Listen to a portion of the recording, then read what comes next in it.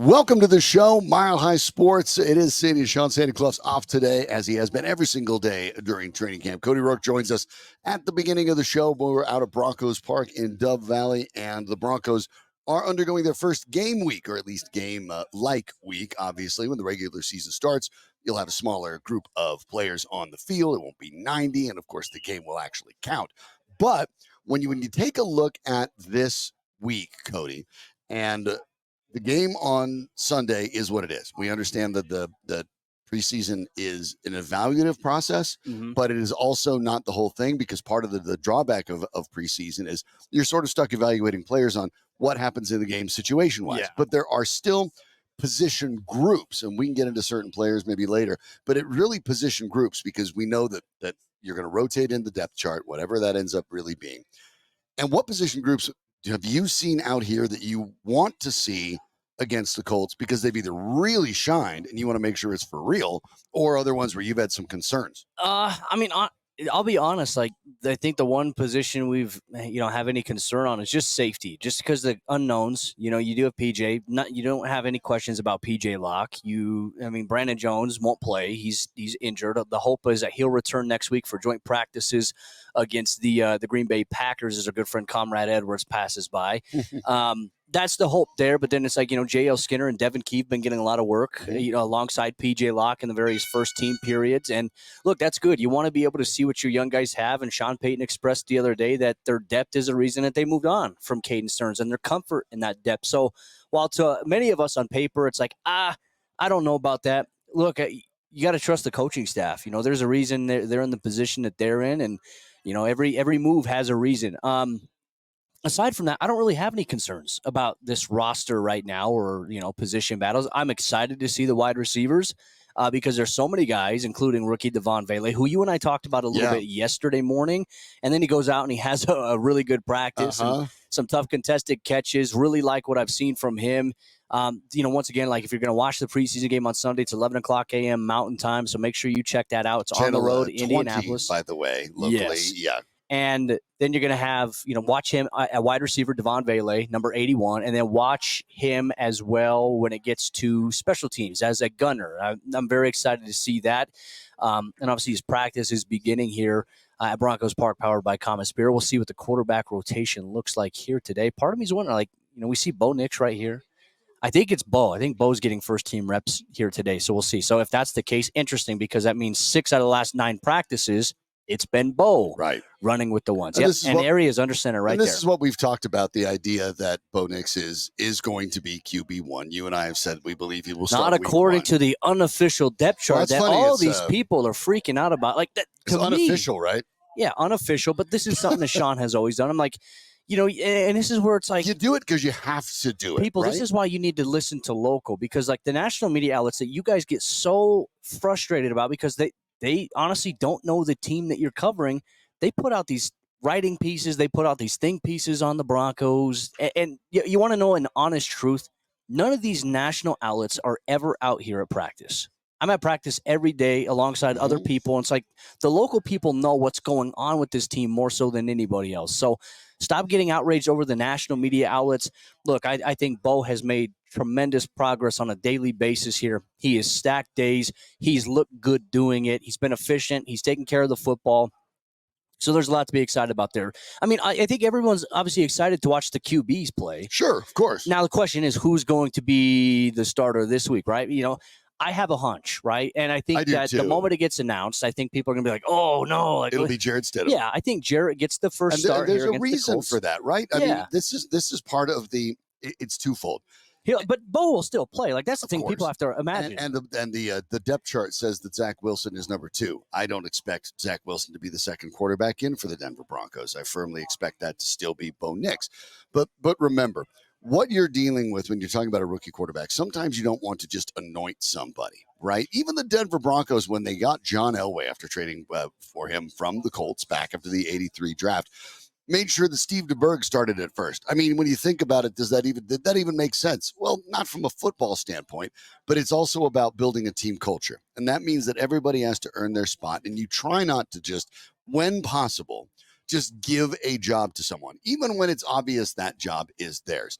And you can go up and down the first round picks, left and right, and around the NFL, and you'll see that virtually everywhere, Yeah. except for the top overall pick. Obviously, when you're talking about out in Chicago, they're going to have Caleb Williams start, and everyone knew that on day one because they didn't have anybody else. I mean, I think they announced it. Fields. They announced it even before OTAs that he was going to be their day one that's starter. The number one pick. Yeah, I mean, you go down that list, and still all these first round picks. Not entirely sure. When was the last time there was a number one pick? I'm trying to remember. Who was the last number one pick that didn't start week one at quarterback? Was it? I think a little bit. Was it Josh Rosen? Could have been. Could have been. I think Sam Bradford was the. Bradford was still there. Yeah, but for the most part, look, that's how it goes, and everyone knows that's how it goes. And at the same time, you don't want to just hand it to Bo Nix. You want to as much set the culture and the tone in your room. Shawn wants these guys to earn it. And look, I would say this: Bo has come out here. Bo has earned every rep that he's gotten. We just talked about the 6 of the last 9 practices. He's been getting the first team reps. That's a big sign. That's very telling in comparison to what he's getting versus what Jarrett's getting now. To the point that we mentioned, if Jarrett gets to start here, and I would be, put it this way, I'd be stunned at this point, Cody, if Jarrett Stidham did not. Think about this. Veteran guys, this is his 5th year in the National Football League, right? You're on the road. Though I would say, wouldn't you want to see a little bit of maybe Bo on the road? You're going to see him play, but do you want to see him get the start on the road? I don't think that's a big deal because you'll see it in the second game. Okay, so I'll make this reference too. There's last year at the University of Oregon, his road production, 16 touchdowns, 0 interceptions on the road last year. So he's not really, I think he's a good enough quarterback. The road stuff doesn't faze him. Now, it gets a little bit louder. He's played in some loud environments, though, in college football. I mean, he used to play in the SEC. So, I mean, I don't think that's a dynamic that really bothers him or, is going to get in the way of him there. But I think the safe thing would be, hey, roll out Bo week 2 against the Green Bay Packers at home.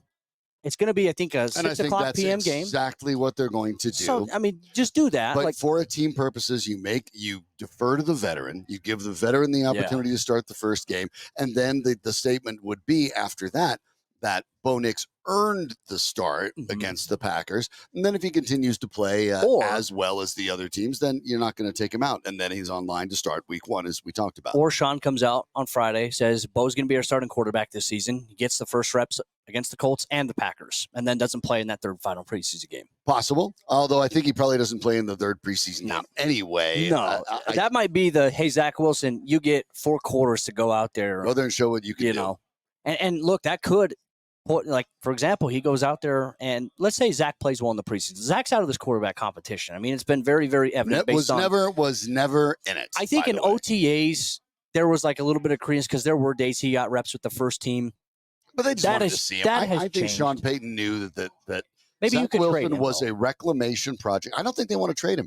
I actually think that you like the idea. He's only a couple months older than Bo Nix. Yeah. I think the hope is that in his last year of his deal, and he's not in demand around the league, is that Sean Payton gets a hold of him, looks at the ability, and says, look, I can have a career backup at a reasonable number that's roughly the same age as my guy. I can say that the quarterback position is basically handled for the most part for the next 4 to 5 seasons. And that's the best possible solution if you can kind of get through and deprogram Zach Wilson from the Jets experience and get him into the way that Sean Payton wants. The numbers, Mason, for the Broncos. But if it doesn't work out, then you let him walk via free agency. This was an educated guess that Sean Payton believed that if he had a chance to work with Zach Wilson, he might be able to dig up some of the stuff that made him the number 2 overall pick in the draft. And there's no risk involved if he doesn't. So Wilson, to my mind, was never in the mix to start because Sean Payton was already comfortable with Jarrett Stidham. But I think obviously when he picked Nix, the die was cast. And so you do have to ignore some of this. Stidham starting in this game, and that's what I would expect to, is basically a statement to the rest of the team that we don't just give away spots no matter where you were drafted. And that's sort of an investment in team culture. Yeah, but I don't even think for Shawn, I don't even think that's really how Shawn thinks. I just think by default, he always believes, and this goes, way back to Bill Parcells. The rookies are always at the bottom of the depth chart. And obviously, he's going to give the veteran guys looks first. I think you give Jarrett the reps here first.